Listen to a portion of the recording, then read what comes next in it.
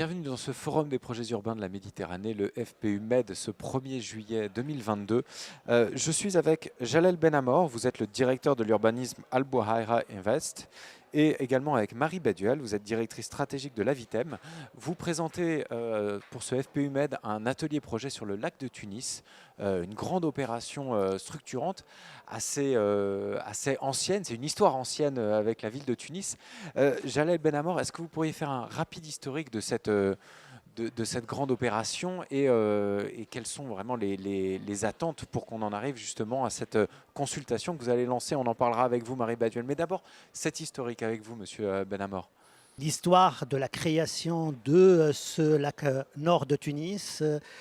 Il faut dire que c'est un lac qui a vu se mettre en place assez tôt et qui a suscité un petit peu plusieurs réflexions en ce qui concerne son aménagement, sa manière donc de le prendre en considération au niveau de la structuration un petit peu de la capitale, sachant qu'il a toujours joué un rôle prépondérant, que ce soit pour la protection donc, de la ville de Tunis, que ce soit pour son comment dire, en ouverture sur la mer, donc qu'elle a jusqu'à l'heure actuelle donc toujours négligé ou n'en a pas vraiment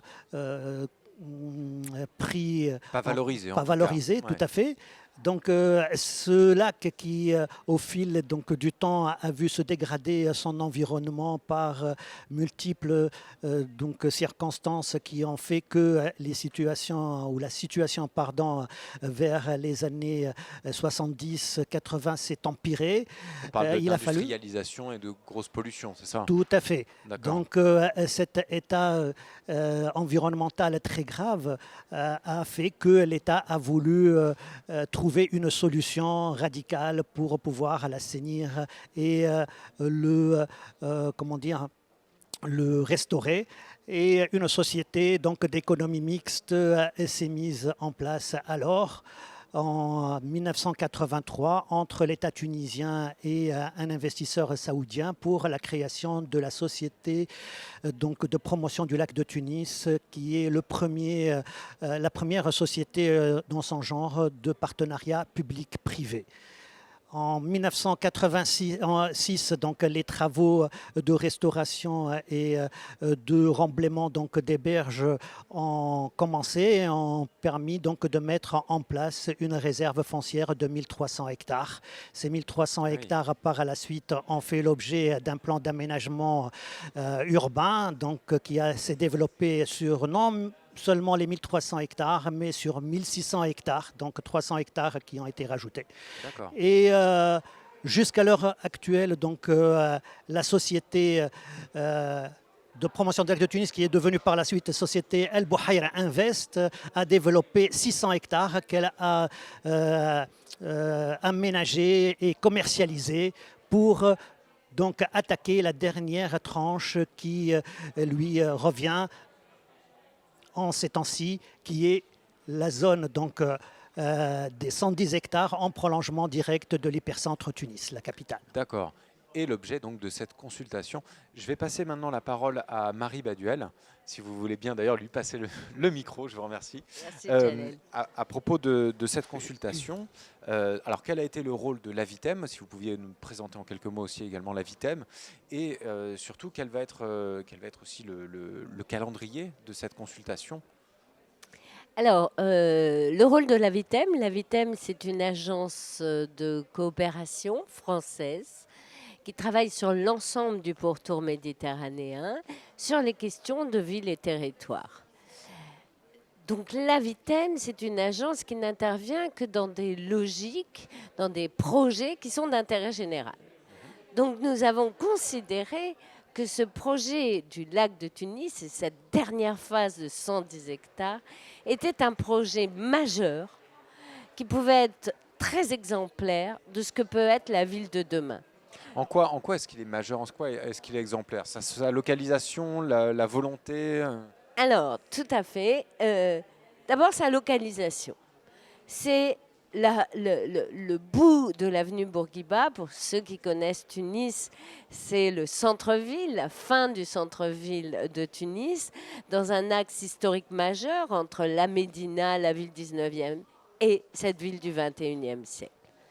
C'est donc un projet qui va redimensionner le centre-ville, qui va redimensionner le centre-ville d'une ville-centre, d'une ville capitale, et donc en capacité de donner une nouvelle fonction à la ville de Tunis. C'est un projet aussi majeur parce qu'il doit répondre aux grands enjeux contemporains.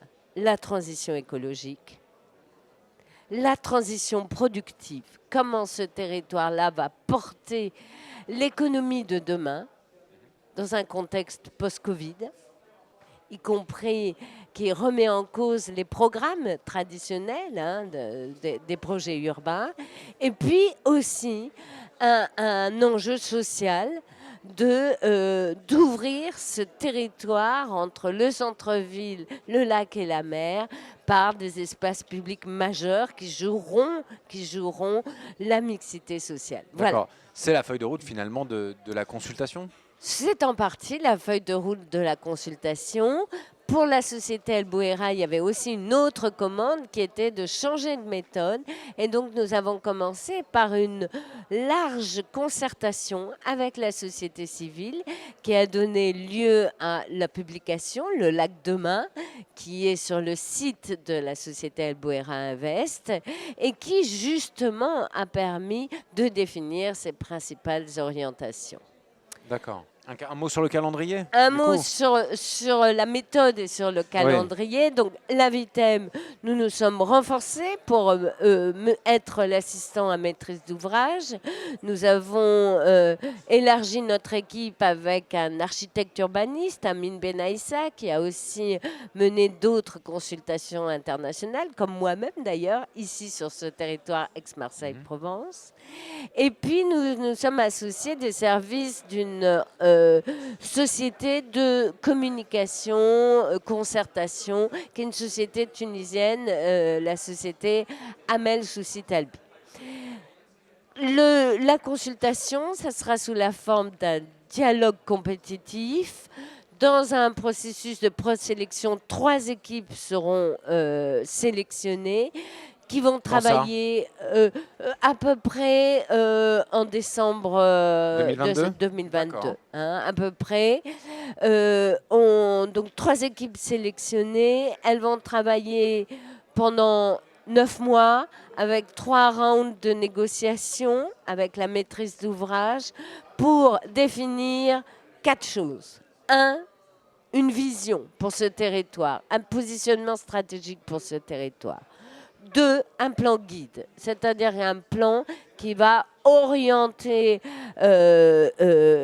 l'aménagement de ce territoire autour notamment d'un système d'espace public et paysager et puis d'une organisation des différents îlots. 3, une tactique. Comment on commence et comment on organise la gouvernance.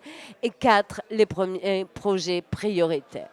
Donc ça veut dire que fin 2023, nous avons le projet et après la société El Bouera, dans sa capacité de maître d'ouvrage, et on l'a vu, qui a fait sa preuve dans le temps, eh bien, reprendra la réalisation du projet. D'accord. Marie Baduel, Jalel Belhamor, merci beaucoup pour votre témoignage.